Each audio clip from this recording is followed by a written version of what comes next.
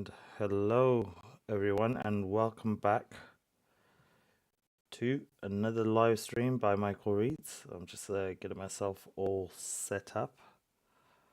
Um, I don't know if my sound is coming through okay. Yeah, okay. So, if you're new here, my name is Michael, and on this channel, I read powerful books. I reflect deeply on their meaning and then connect those lessons to real life, to our mindset, our habits, our relationships, our work, and our long term future. So, before we get into today's chapter, if you've been gaining value from these videos, uh, if they've helped you think differently, live more consciously, or build better habits, then please take a moment to like this video, share it with someone who needs it, and subscribe to the channel so that we can continue growing together. Your support allows the space to remain focused on growth, on reflection and responsibility, without noise, without drama, and definitely not by taking shortcuts. I truly appreciate every single one of you who shows up consistently. Those of you who do, I know who you are, and I will never forget you. On this channel, reading is not it's not an entertainment for me. It's more a training. It's mental discipline. It's a emotional development. It's the spiritual grounding. I mean, reading has taught me how to slow down a bit in a world that rushes. Um, how to think clearly in this world.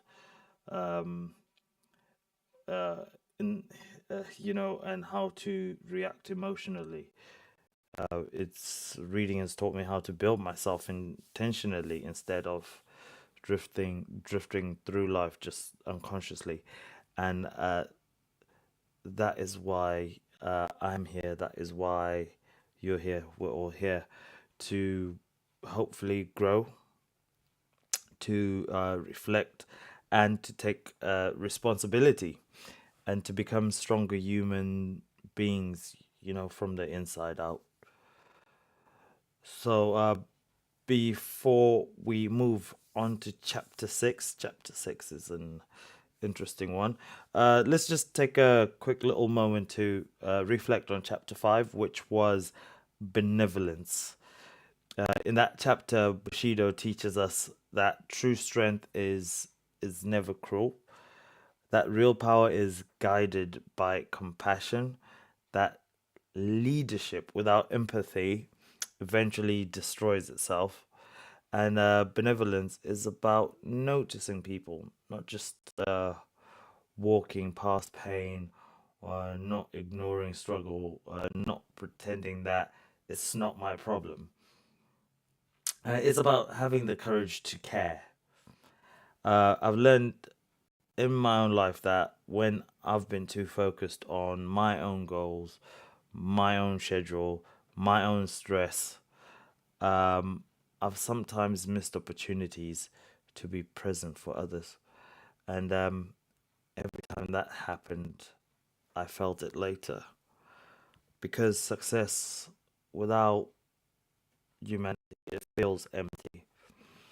Benevolence has reminded me that growth is not just about building yourself, it's about contributing to something that is bigger than you.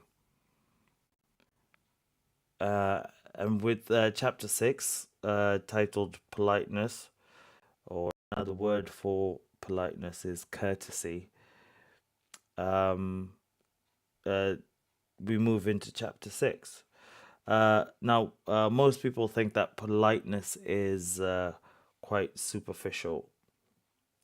I think it's about manners and about being nice, about following social rules.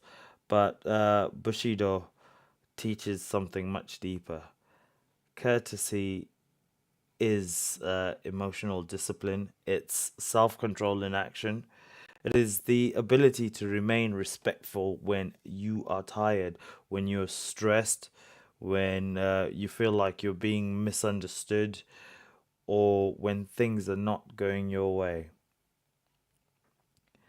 Anyone can be polite when life is easy, but when pressure arrives, that's when character speaks. Courtesy shows that you are not ruled by ego or impulse or frustration. You're more ruled by principles. So, with that brief introduction, I will have a quick sip as we do a reading of the chapter. So, um, make yourself comfortable. Grab yourself a drink. You can put your phone down. You can just listen as I go along. And like I said in videos before, I'm not trying to replace like audiobooks or anything of the sort. So I'm not perfect. I will make mistakes, but to me, it's all about sharing the message, um, showing up, and all of us growing together. So uh, here we go. Politeness, that courtesy and urbanity of manners, which has been noticed by every foreign tourist as a marked Japanese trait. Politeness is a poor virtue if it is actuated only by a fear of offending good taste, whereas it should be the outward manifestation of a sympathetic regard for the feelings of others. It also implies a due regard for the fitness of things, therefore, due respect to social positions, for these latter express to plutocratic distinctions, but were originally distinctions for actual merit.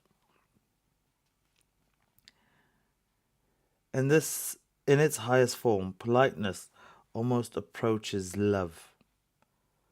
We may reverently say, politeness suffereth long and is kind, envieth not, vaunteth not itself, and is not puffed up, doth not behave itself unseemingly, unseemly, seeketh not her own, is not easily provoked, taketh not account of evil.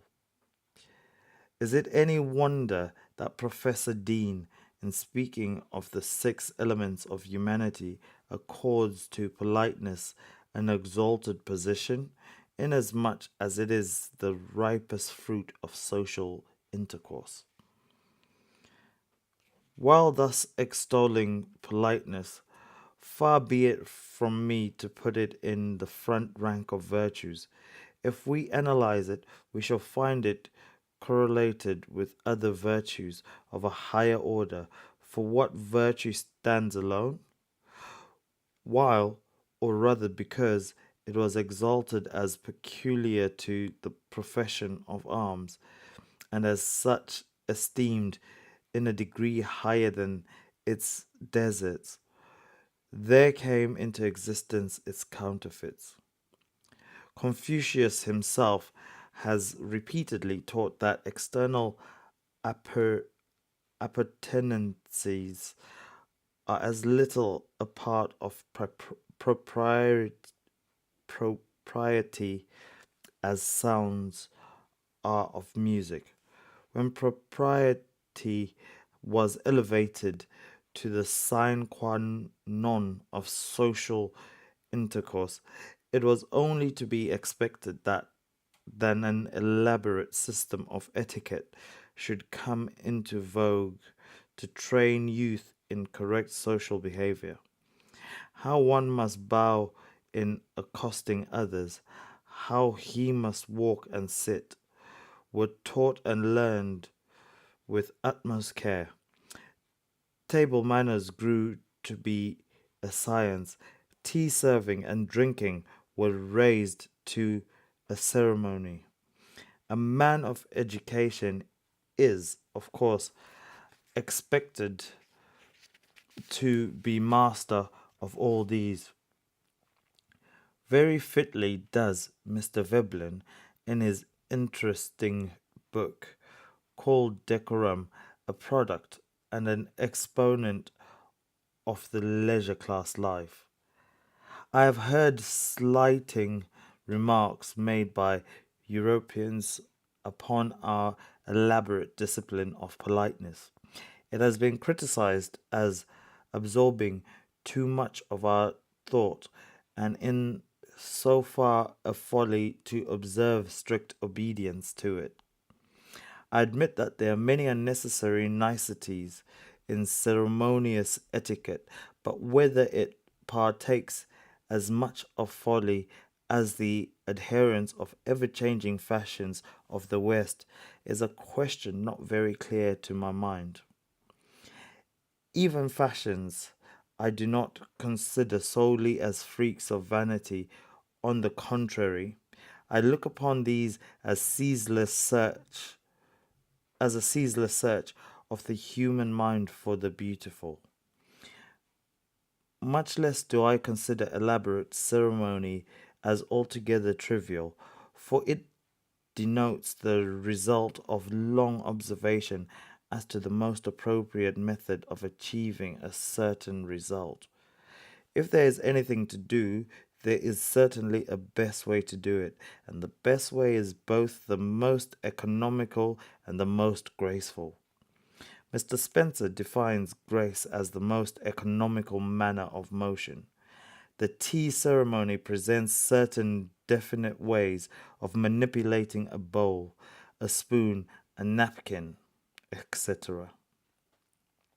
To a novice, it looks tedious, but one soon discovers that the way prescribed is, after all, the most saving of time and labor, in other words, the most economical use of force. Hence, according to Spencer's dictum, the most graceful, the spiritual significance of social decorum, or I might say, to borrow from the vocabulary of the philosophy of clothes, the spiritual discipline of which etiquette and ceremony are mere outward garments, is out of all proportion to what their appearance warrants us in believing. I might follow the example of Mr. Spencer and trace in our ceremonial institutions, their origins, and the moral motives that give rise to them, but that is not what I shall endeavor to do in this book. It is the moral training involved in strict observance of propriety that I wish to emphasize. I have said that etiquette was elaborated into the finest niceties, so much so that different schools advocating different systems came into existence. But they all united in the ultimate essential, and this was put by a great exponent of the best known schools of etiquette, the Ogasawara, in the following terms. The end of all etiquette is to so cultivate your mind that even when you are quietly seated, not the roughest ruffian can dare make onset on your person. It means, in other words, that by constant exercise in correct manners, one brings all the parts and faculties of his body into perfect order and into such harmony with itself and its environment as to express the mastery of spirit over the flesh. What a new and deep significance the French word billet bienseance comes thus to contain. If the premise is true that the gracefulness means economy of force, then it follows as a logical sequence that a constant practice of graceful deportment must bring with it a reserve and storage of force. Fine manners, therefore, mean power in repose.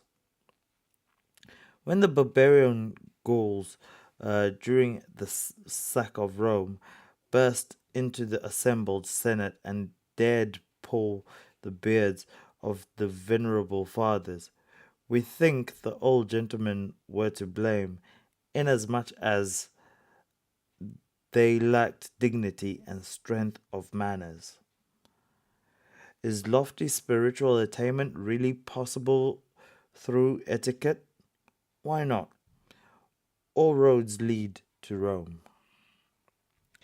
As an example of how the simplest thing can be made into an art and then become spiritual culture, I might take Chanoyu, the tea ceremony.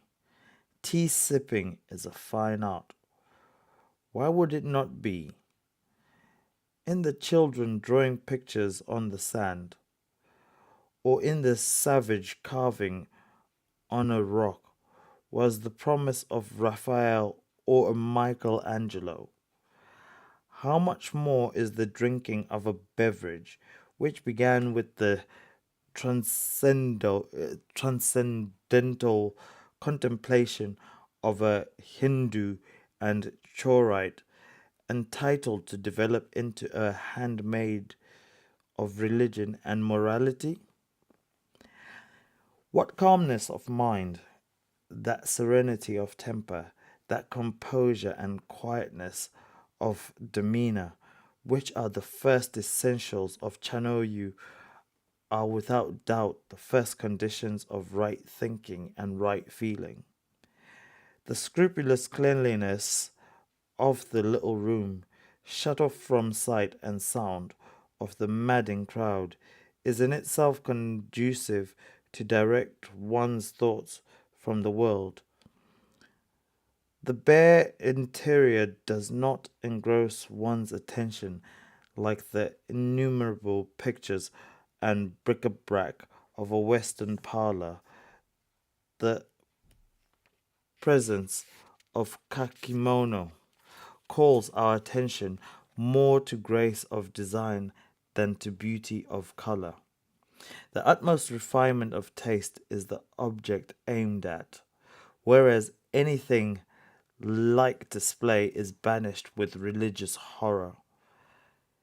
The very fact that it was invented by a contemplative recluse in a time when wars and the rumors of wars were incessant is well calculated to show that this institution was more than a pastime. Before entering the quiet precincts of the tea room, the company assembling to partake of the ceremony laid aside, together with their swords, the ferocity of the battlefield and the cares of government, there to find peace and friendship. To know you is more than a ceremony. It is a fine art. It is poetry with articulate gestures for rhythm. It is a modulus operandi of soul discipline. Its greatest value lies in this last phase. Not infrequently, the other phases preponderated in the mind of its votaries, but that does not prove that its essence was not of a spiritual nature.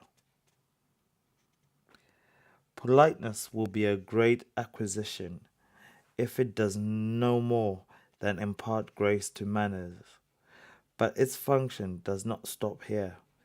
For propriety, springing as it does from the motives of benevolence and modesty, and actuated by render feelings towards the sensibilities of others is ever a graceful expression of sympathy. Its requirement is that we would weep with those that weep and rejoice with those that rejoice. Such didactic requirement, when reduced into small everyday details of life, express itself in little acts scarcely noticeable, or, if noticed, is, as one missionary lady of 20 years' residence once said to me, awfully funny. You are out in the hot, glaring sun with no shade over you. A Japanese acquaintance passes by. You accost him, and instantly his hat is off.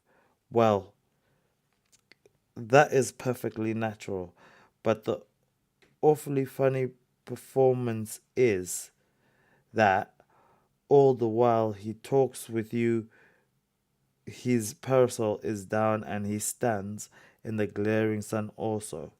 How foolish! Yes, exactly so. Provided the motive were less than this. You are in the sun. I sympathize with you. I would willingly take you under my parasol if it were large enough, or if we were familiarly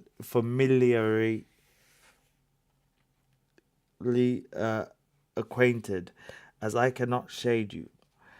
I will share your discomforts. Little acts of this kindness, equally or more amusing, are not mere gestures or convention, conventionalities. They are the body bodying forth of thoughtful feelings for the comfort of others. Another awfully funny custom is dictated by our canons of politeness, but many superficial writers on Japan have dismissed it by simply attributing it to the general topsy turviness of the nation. Every foreigner who has observed it will confess the awkwardness he felt in making proper reply upon the occasion. In America, when you make a gift, you sing its praises to the recipient. In Japan, we depreciate or slander it. The underlying idea with you is, this is a nice gift. If it were not nice, I would not dare give it to you, for it will be an insult to give you anything but what is nice. In contrast to this, our logic runs. You are a nice person, and no gift is nice enough for you. You will not accept anything I can lay at your feet, except as a token of my goodwill. So accept this, not for its intrinsic value, but as a token. It will be an insult to your worth to call the best gift good enough for you. Place the two ideas side by side, and we must see that the ultimate idea is one and the same. Neither is awfully funny. The American speaks of the material which makes the gift, the Japanese speaks of the spirit which prompts the gift. It's the perverse reasoning to conclude, because our sense of propriety shows itself in all smallest ramifications of our deportment, to take the least important of them and uphold it as a type, and pass judgment upon the principle itself. Which is more important, to eat or to observe rules of propriety about eating? A Chinese sage answers, if you take a case where the eating is all important and the observing the rules of propriety is of little importance, and compare them together, why merely say that the eating is of the more importance? Metal is heavier than feathers, but does that saying have reference to a single clasp of metal and a wagon load of feathers? Take a piece of wood a foot thick and raise it above the pinnacle of a temple. None would call it taller than the temple. To the question, which is more which is the more important, to tell the truth or to be polite? The Japanese are said to give an answer diametrically opposite to, to what the American will say, but I forbear any commitment until I come to speak of veracity or truthfulness, without which politeness is a farce and a show. Right, that brings a close to chapter 6, which is politeness. There was some great things said in that chapter by Inazo Nitobi. Yeah,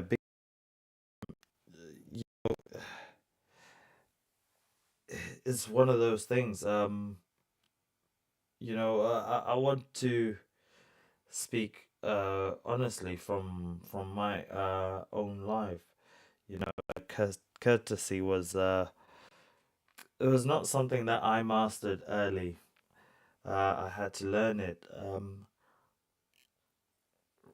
Excuse me there. I had to learn it. I had to learn it through mistakes, through difficult conversations, through moments where I said the wrong thing and reacted too quickly, or I let emotion lead instead of wisdom. And every time I failed in that area, there was consequence. It was either damaged relationship or missed opportunity or simply having a restless mind, or a loss of peace. So I learned something important, that if I want to better my life, I must become a better man. So no excuses, no blaming circumstances, no pointing figures. I take 100% responsibility for how I think, how I speak, and how I act, every single day now. So today, courtesy is part of me, is part of my self mastery, and this is how I measure my progress. It's I don't measure my progress by how busy I look or how successful I appear or by how stable I remain when life applies pressure. You know, um, I'll just give an example. When plans fall apart or when I'm disappointed by someone, by them doing not doing as I promised, when things move slower than I want, how do I react or how do I respond? You know, the difference between those is what defines my growth. So reading has made me conscious.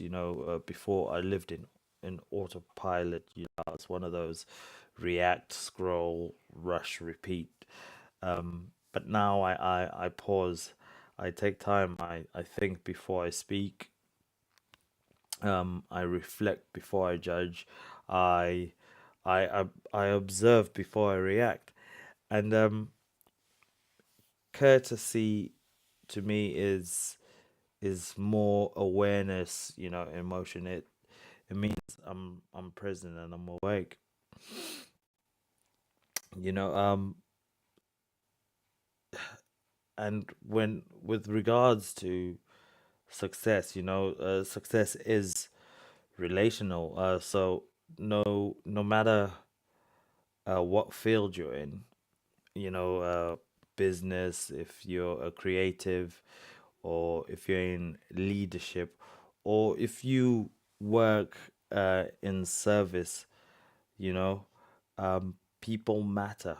Um, I've learned that opportunities, they come through trust, and trust comes through consistent respect. People who support those who respect them. People support those who respect them. So, it really is just that simple. Um, Courtesy can also affect our health and our peace. You know, stress destroys our health.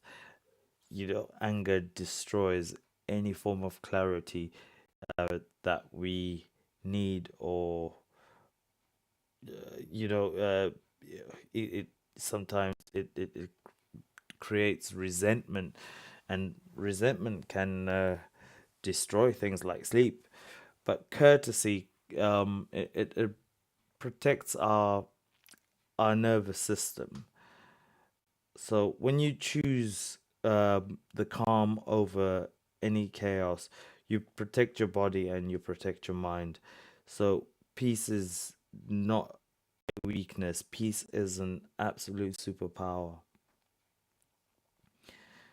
Um, with regards courtesy, with regards to wealth, wealth is built through reputation. People will do business with people they trust. Um, Rude people, they burn bridges. Respectful people, they build highways. Long term money, it follows long term character. And with daily discipline, some days I'm tired. Some days I don't feel motivated. Some days I'd rather switch off, but I still show up. I still read. I still reflect. I'm still training my mind. Courtesy is part of that discipline. Um, it's it's it's a standard, right? So, with from my message to you today, my final thoughts. I just want to say, take responsibility. Take responsibility for your energy, for your words, for your mindset, and for your reasons, and most importantly, take responsibility for your growth. Courtesy is strength, especially when it is under control. So, in a reactive world, be reflective. You know, if the world is noisy, just look for that space where it will make you feel calm. And if you feel rushed, just slow down and stay grounded. You know,